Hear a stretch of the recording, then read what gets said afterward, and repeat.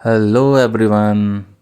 आज मैं बात करने वाला हूँ एसएसएल सर्टिफिकेट्स की, यानी कि एचटीटीपीएस साइट्स की।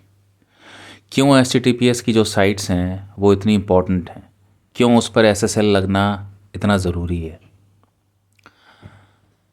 तो चलिए स्टार्ट करते हैं इसको एक ऐसी साइट के साथ जो एचटीटीपीएस पे नहीं है। मान लीजिए आपने ब्राउज़र खोला क्रोम पर आपने डाला http://hdfcbank.com। ओके, अब HDFCbank.com आपने डाला और जो साइट है वो आपके ब्राउज़र में खुल गई। आपने अपनी इन्फॉर्मेशन पूरी उसमें डाली, आपने लॉगिन करने के लिए और लॉगिन कर गए। लेकिन आपको कैसे पता चलेगा कि ये जो साइट है यानी कि HDFCbank.com जो आपने डाला है वो एक्चुअली में वही साइट खुल रही है जो इंटेंडेड है, या फिर कोई बीच में किसी ने कुछ टैम्परिंग कर दी है और कोई और ही पेज खुल गया है और आपने जो इन्फॉर्मेशन वहाँ पे डाली और वो इन्फॉर्मेशन बेसिकली हैकर्स के पास चली गई।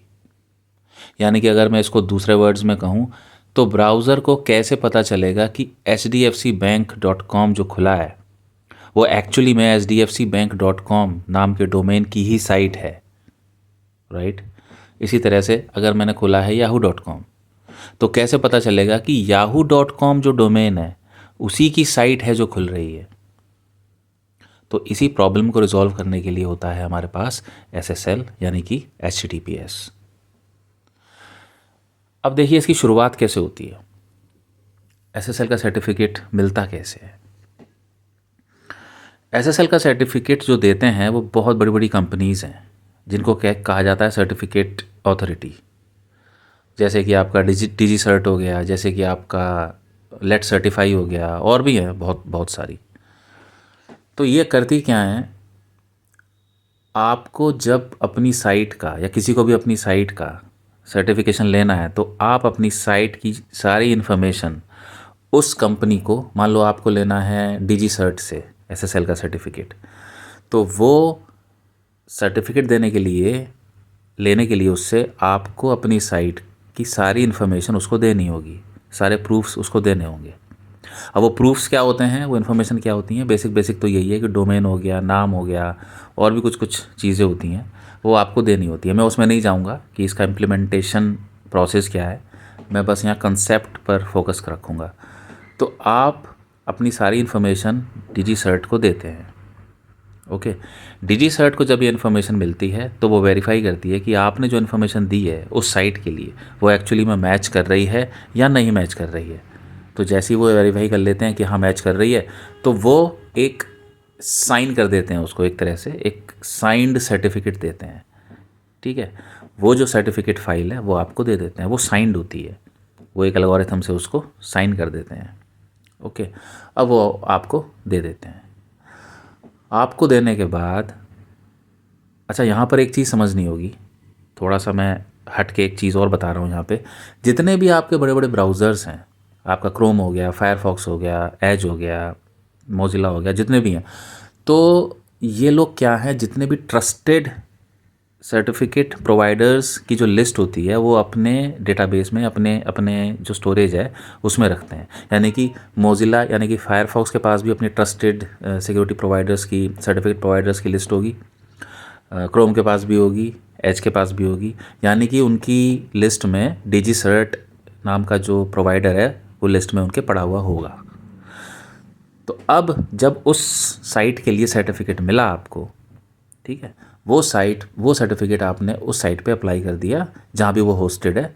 उस होस्ट जो भी प्रोसेस होता है इम्प्लीमेंट करने का, मैप करने का, वो अलग अलग होता है depending upon whether the site is hosted in cloud और इन IaaS और एनीवेयर एल्स। तो आप उस प्रोसेस के अकॉर्डिंग वहाँ मैप कर देते हैं। It's a very simple process. दो मैपिंग करने के बाद मैप कर दिया आपने। अब जब क्रोम से मान लो आपने खोली वो साइट, जैसे ही आपने वो साइट खोली तो सबसे पहले जो साइट जहाँ जिस सर्वर से सर्व हो रही है वो पहले वो सर्टिफिकेट ब्राउज़र को देता है जिससे वो मैप हुआ है, यानी कि वही एसएसएल सर्टिफिकेट।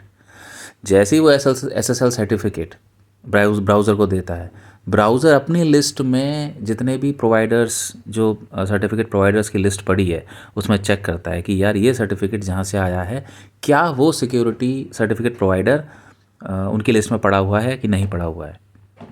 तो अगर पड़ा हुआ है तो यानी कि वेरिफिकेशन पास हो जाता है और वो साइट खुल जाती है, ब्राउज़र को पता लग जाता है कि ये एक जेन्युइन साइट है। लेकिन अगर उनकी लिस्ट में वो पड़ा हुआ नहीं है तो वो वैलिडेशन फेल हो जाता है और वो जो साइट है वो नहीं खुलती है। तो इससे ट्रस्ट इस्टेब्लिश हो जाता है कि जो भी साइट आप एसएसएल पे खोल रहे हैं वो उसी डोमेन की है। ठीक है, तो आपके जो चांसेस हैं हैकिंग के या इसके वो ऑलमोस्ट नेग्लिजिबल हो जाते हैं। इसको थोड़ा सा और क्लियर करने के लिए एक और एग्जांपल लेता हूँ मैं कि अगर मान लीजिए कि मुझको एक सर्टिफिकेट प्रोवाइडर बनना है, यानी कि मुझको एक कंपनी सेटअप करनी है कि मैं एसएसएल के सर्टिफिकेट्स दूँ, तो उसका प्रोसेस क्या होगा on a very high level. तो अगर मेरे पास कोई आता है, मैंने कंपनी खोल ली, मेरे पास कोई आता है कि भाई मुझे अपनी साइट का एसएसएल सर्टिफिकेट दे दो, मैंने उसकी इन्फॉर्मेशन ली, वेरीफाई कर लिया कि हाँ साइट जेन्युइन है, साइन किया उसको और वो सर्टिफिकेट की जो फाइल है उनको दे दी। वो सर्टिफिकेट की फ़ाइल वो अपने सर्वर पे मैप करेंगे, अपनी साइट पे मैप करेंगे। लेकिन जब कोई ब्राउज़र उस साइट को खोलेगा और वो सर्टिफिकेट की फ़ाइल ब्राउज़र को प्रेजेंट होगी, तो वो उस सर्टिफिकेट की फ़ाइल को अपने यहाँ अपने स्टोरेज में, जो उसके स्टोरेज में जितने भी प्रोवाइडर्स की लिस्ट उसने स्टोर कर रखी है उसमें देखेगा, तो उसको वो मिलेगा नहीं, यानी कि मेरी कंपनी का नाम उसमें उसको मिलेगा नहीं, तो वो फेल कर देगा। इसीलिए किसी को भी, यानी कि अगर मुझे भी फॉर इंस्टेंस एक कंपनी खोलनी है जो एसएसएल सर्टिफिकेट देती हो, उससे पहले मुझे एक प्रोसेस से गुजरना होगा और वो प्रोसेस होगा कि मुझे जितने भी ब्राउज़र्स हैं उनकी लिस्ट में आना पड़ेगा। तो उसका एक अपना ही प्रोसेस है, वो बहुत ही स्ट्राइंजेंट प्रोसेस है, उसमें नहीं जाते अपन। तो कहने का मतलब ये है कि दोनों ही तरफ, यानी कि जिस कंपनी से आप ले रहे हो सर्टिफिकेट, वो कंपनी पहले ही उन ब्राउज़र्स की लिस्ट में as a trusted provider entry कर चुकी है। तो इसीलिए जब किसी ब्राउज़र को वो सर्टिफिकेट मिलता है तो वो अपने ट्रस्टेड प्रोवाइडर्स की लिस्ट में देखती है और देखती है कि अच्छा इस कंपनी से सर्टिफिकेट आया है, और वो वैलिडेट कर लेती है। तो ये एक ओवरऑल कॉन्सेप्ट है किसी भी HTTPS का कि आपने एक कंपनी से एसएसएल सर्टिफिकेट लिया जो ये प्रूव कर रही है कि ये जो डोमेन है, जिस डोमेन पे साइट चल रही है, वो वाकई में उसी डोमेन की साइट है, बीच में कहीं टेम्परिंग नहीं हुई है। ओके, तो ये एक ओवरऑल कॉन्सेप्ट है एसएसएल का।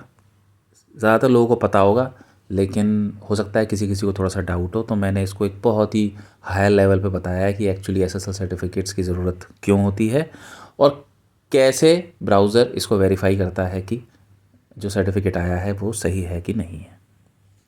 Thank you.